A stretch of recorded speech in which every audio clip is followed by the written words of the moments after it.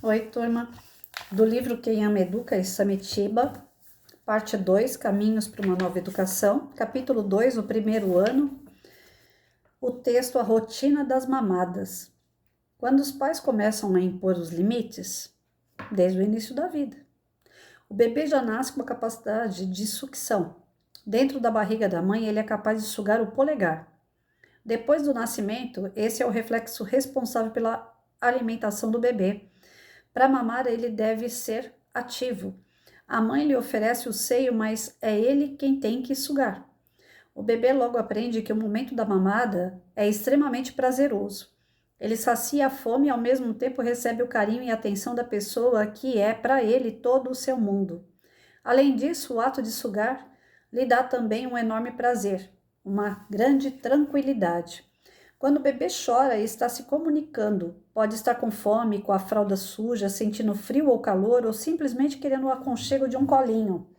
É a mãe que vai ensiná-lo a diferenciar essas sensações.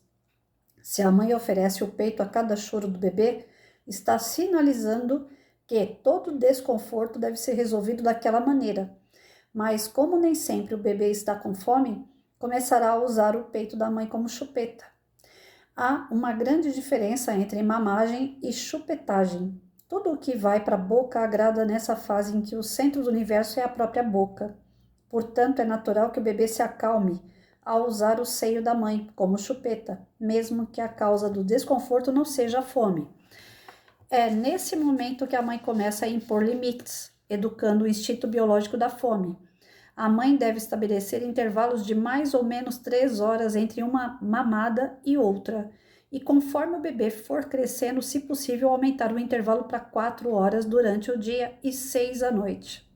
Ninguém deve ser massacrado pelo relógio da tirania das mamadas, nem deixar que o processo corra solto, sem nenhum critério. Ao estabelecer os intervalos entre as mamadas, a mãe respeita o ritmo biológico do bebê. Assim, aos poucos, ele irá organizando a leitura automática da própria necessidade e aprendendo a lidar com o ciclo fome e saciedade. Limites devem ser estabelecidos pela mãe também no momento da mamada. Ela não deve esperar que o bebê largue sozinho o seio, porque mesmo quando já está saciado, ele pode querer permanecer agarrado ao peito só pelo prazer de sugar. Muitas vezes a mãe precisa ensinar o bebê a mamar, não a sugar, porque isso ele já sabe. Deve ensinar que o momento é para se alimentar. O carinho, a atenção, o prazer também fazem parte, mas o objetivo daquele instante é a alimentação. Quando a mãe percebe que o bebê não está mais sugando com eficiência e ainda não mamou o suficiente, deve estimulá-lo. Mexer em seus pezinhos, falar com ele e até mesmo tirar dele uma peça de roupa, para evitar que ele se aqueça demais, o que acaba favorecendo o sono durante a mamada. Além disso, pode fixar um tempo máximo para que ele permaneça no seio. Esse limite o próprio bebê ajudará a estabelecer. Há aqueles que sugam com muita eficiência e 10 a 15 minutos em cada seio pode ser suficientes. Há os que sugam mais devagar e podem precisar de 25 a 30 minutos em cada seio. Quando o bebê suga com eficiência, a mãe dificilmente corre o risco de ter rachaduras nos seios. Na maioria dos casos em que a mãe fica com os bicos rachados e até mesmo feridos, isso ocorre porque o bebê permanece no seio além do tempo necessário para se alimentar e o está usando como chupeta, ou não o está pegando corretamente. A maior manifestação de saciedade de um bebê é seu sono tranquilo. Às vezes é mais fácil oferecer o peito ou a mamadeira do que investigar a causa do choro. Com o tempo, o próprio bebê aprende a emitir o choro que representa fome. Se for agradado pela boca, pode não superar o problema e querer comer a qualquer hora. Atenção! A obesidade infantil pode estar começando já nessas primeiras mamadas. Um bebê satisfeito é como um instinto saciado. Fica dormindo. Então, vamos lá.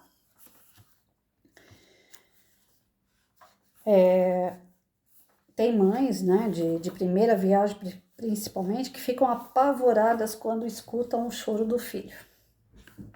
Não quer ouvir o choro da criança, ou porque tá perturbando, ou porque fica com medo de tá faltando alguma coisa para a criança, que a criança tá sofrendo. E aí ela se torna escrava dessa criança. A criança chorou, ela já gruda a criança e coloca no colo. Não é só para mamada, não. É um tal de ficar chacoalhando o filho, né? Mamãe tá aqui, mamãe tá aqui. Isso daí deixa mal acostumado o pirralhinho ou a pirralhinha. Se todo choro de criança você colocar ela no colo, ela vai ficar mal acostumada. Ela já sabe que se chorar, tem colo. Se chorar, tem mamadeira. Se chorar, tem peito. Se chorar, a mãe pega a chupeta dela. Então, ela já começa desde pequena a não ser disciplinada.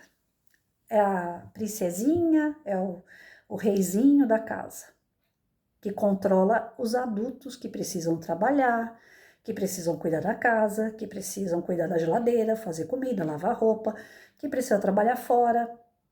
E aí as pessoas se tornam escravas daquele reizinho ou da rainha, da princesa da casa, né? Eu acho que a pior coisa que fizeram é ter inventado aqueles ursinhos lá que são príncipes e princesas, porque decora o quarto com aquilo ali e a criança acaba realmente acreditando que ela é uma princesa, que ela manda e desmanda nos pais, que ela faz o que ela bem entende, que os pais vão fazer todos os gostos dela. E a mesma coisa acontece com o menino, né? Então, não é nenhum príncipe, não é nenhuma princesa, é um filho e uma filha. Ambos vão precisar se desenvolver. Para isso, eles vão precisar trabalhar com as mãos, com os pés, com o corpo, com a linguagem.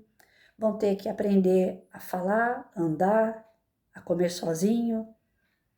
Lá na frente, eles vão fazer a comida deles também. Então, e trabalhar para poder ganhar o sustento deles.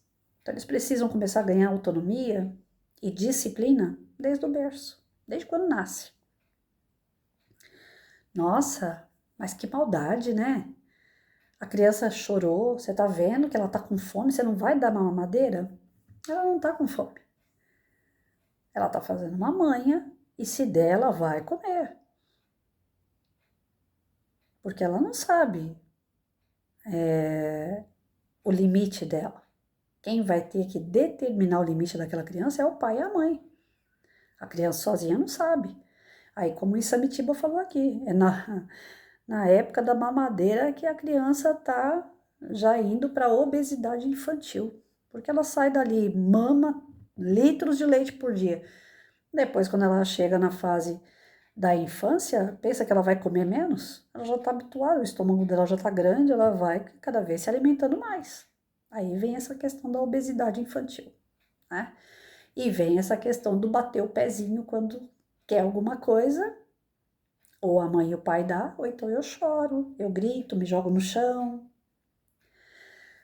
Então a criança, mas e aí, Patrícia? O que o Isamitiba diz aí? Tem que deixar a criança lá chorando? Não, você tem que ver o porquê que ela tá chorando.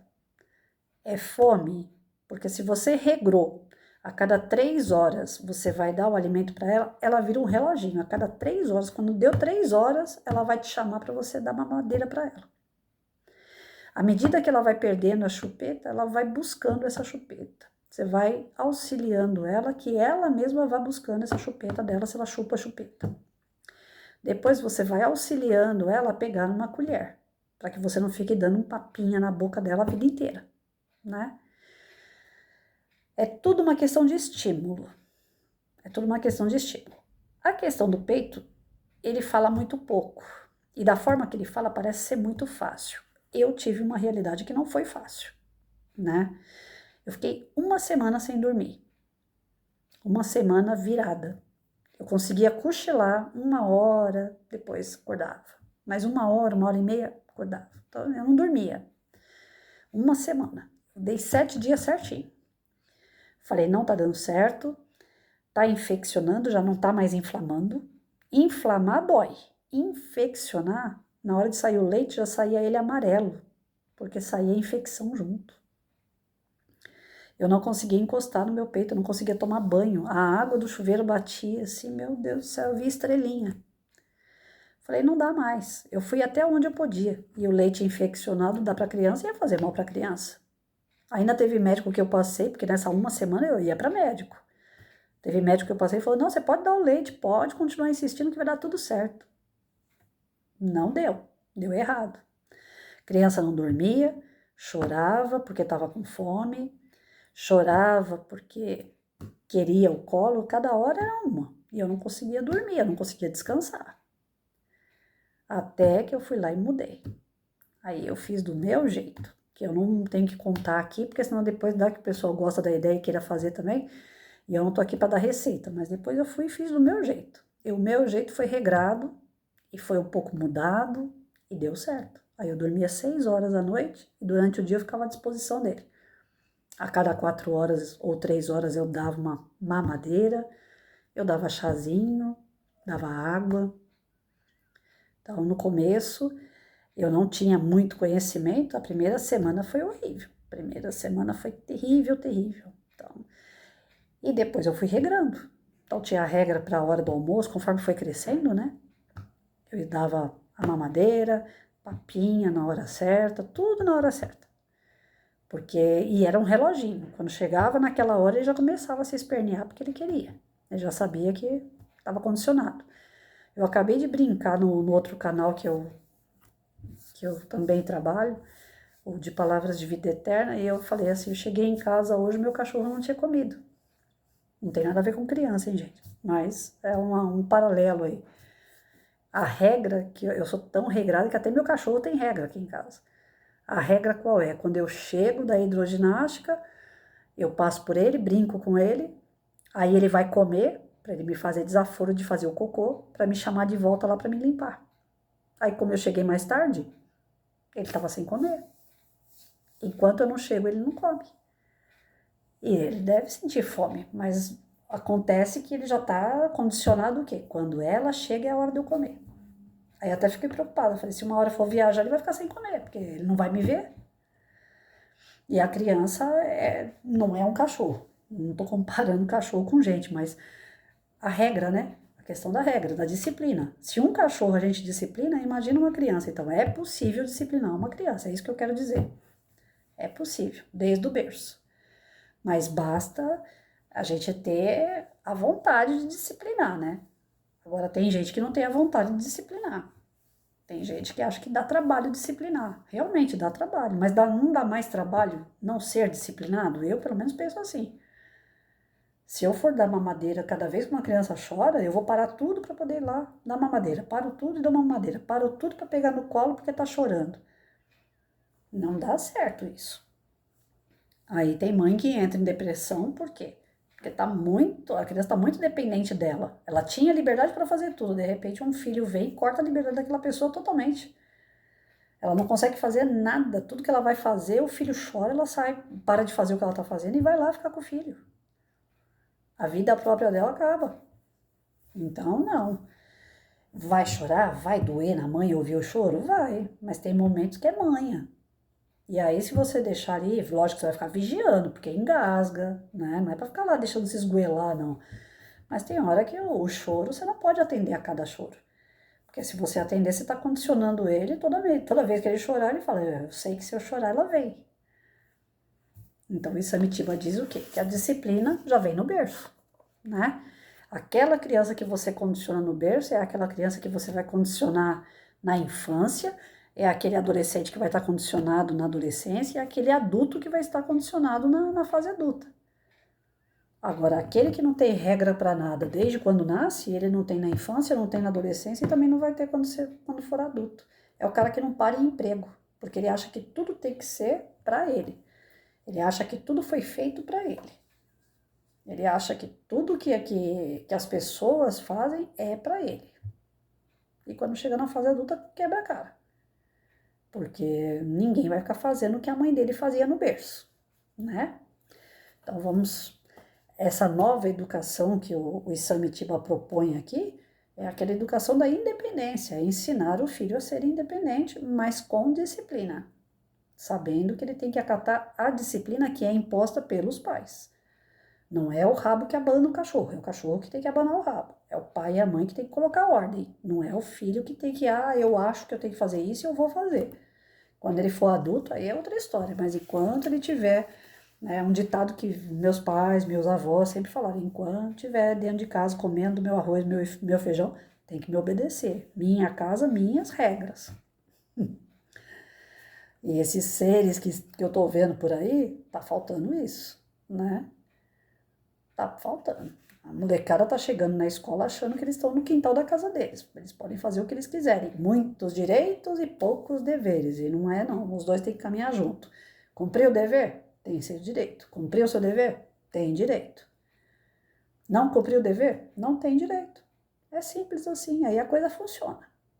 Dentro do quê? De regra. Dentro de limite. Tem que ter. E é desde o berço.